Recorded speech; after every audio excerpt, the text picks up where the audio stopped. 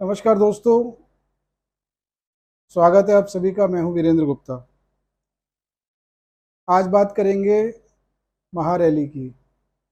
आम आदमी पार्टी के मुखिया अरविंद केजरीवाल जी ने महारैली का आयोजन किया दिल्ली के रामलीला मैदान में, और बहुत बड़े बड़े दावे किए गए। थोड़ा उसकी भी जांच पड़ताल करेंगे।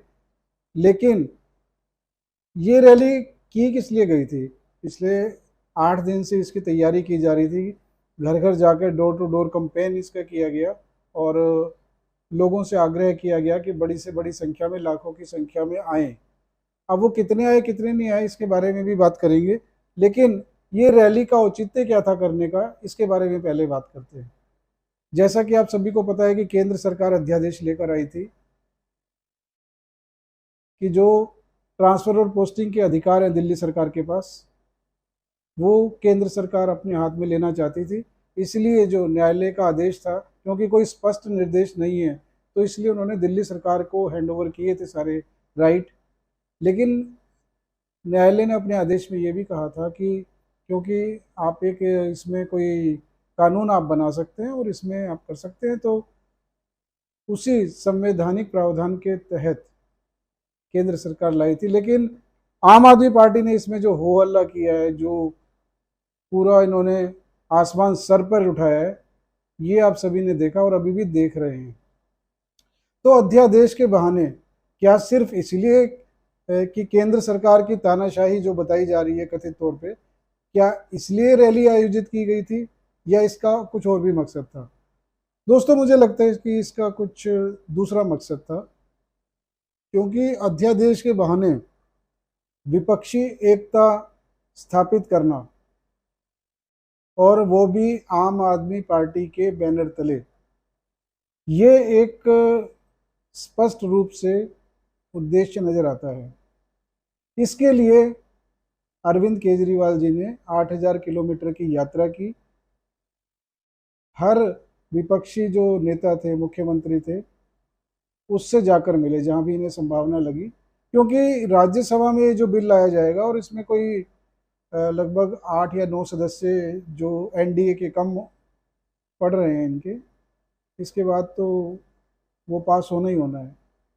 तो इनकी कोशिश ये थी कि सबको एक जगह इकट्ठा किया जाए और अध्यादेश के बहाने अपना एकता, जो विपक्षी एकता का एक नेता बनकर उभरा जाए, इसके लिए सारी कवायद कसरत हुई थी। लेकिन इस रैली में जो सबसे बड़ा झटका लगा ये था कि विपक्षी पार्टी का कोई एक भी नेता मौजूद नहीं था।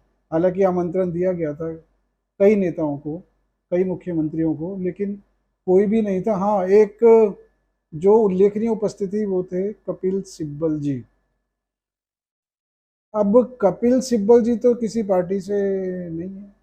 जैसा कि आप जानते हैं कि अभिषेक मनु सिंघवी को कांग्रेस पार्टी ने बोल दिया है कि वो उनका कोई भी मुकदमा अपने हाथ में ना ले। तो इस समय जो जाने माने वकील सिर्फ यही बचते हैं, कपिल सिब्बल जी।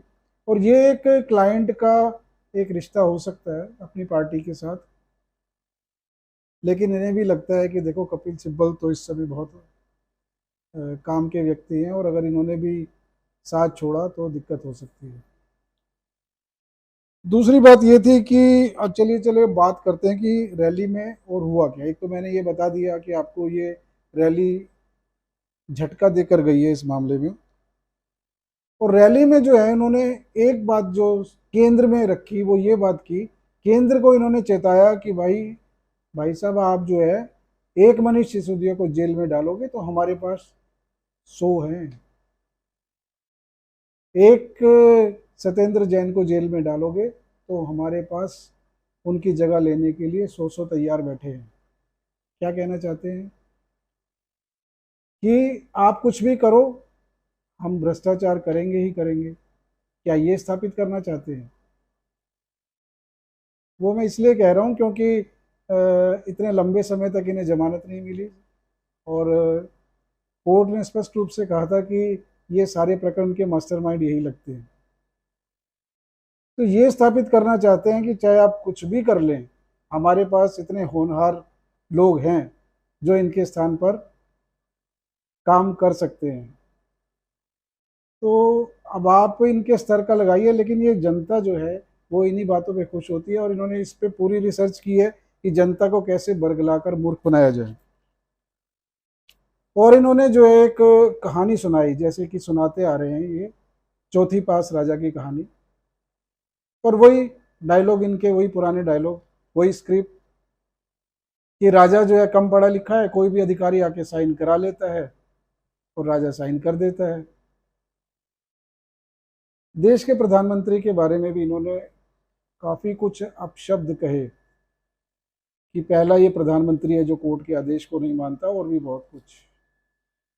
लेकिन वही सुनी सुनाई बातें जो कि ये कहते आ रहे हैं। बात इसमें जो, देखिए जनता की अब बात करते हैं, जनता को किस तरह से लाया गया। देखिए जनता को मैनेज करना कोई बड़ी बात नहीं है। आजकल जनता को किस तरह से मैनेज किया जाता है, क्राउड को कैसे लाया जाता है, स्टेज को कैसे मैनेज किया जाता है, इवेंट को भी कैसे मैनेज किया जाता है, बड़ी बात है। जनता का थोड़ा सा अपना है कि फंड खर्च करना पड़ता है, जेब में से नोट निकालने पड़ते हैं, आप जो चाहें वो कर सकते हैं। और ऐसे ही लगता है कि ऐसा ही कुछ हुआ है। जनता अब कितनी आई कितनी नहीं आई ये कोई हमारा शोध का विषय नहीं है। हालांकि जो 11 बजे की जो पिक्चर्स हमने देखी हैं उसमें बहुत कम जनता दिखाई दे रही थी, अधिकांश कुर्सियां खाली ही नजर आ रही थी। लेकिन 10 बजे का समय, 11 बजे तक सारी कुर्सियां खाली थी, उसके बाद 12 बजे के बाद भीड़ जुटनी शुरू हुई है, तो आप खुद ही सोच सकते हैं कि किस तरह से आनंद फानंद में उन्हें लाया गया होगा। लेकिन जो यक्ष प्रश्न है वो ये है कि इसी आम आदमी पार्टी ने आज से ठीक 10 साल पहले एक आंदोलन शुरू किया था भ्रष्टाचार का, यही रामलीला का मैदान था, यही वो स्टेज थी। लेकिन तब के मुद्दे में और अब के मुद्दे में कितना फर्क आ गया, आप ये देख लीजिए। तब भ्रष्टाचार को भगाने के लिए ये थी रैली, जो थी ये आंदोलन था, और आज जो रैली हुई है वो भ्रष्टाचार को बचाने के लिए हुई है। किस तरह से भ्रष्टाचार को बचाया जाए, अपने काले कारनामों में भी पर्दा डाला जाए, शायद यही था। तो दोस्तों, अब निर्णय आपका है कि आज की रैली फ्लॉप रही या सफल रही। ये आप जो भी निर्णय करेंगे वही होगा। चलिए, मिलेंगे फिर किसी नए मुद्दे के साथ। तब तक के लिए नमस्कार।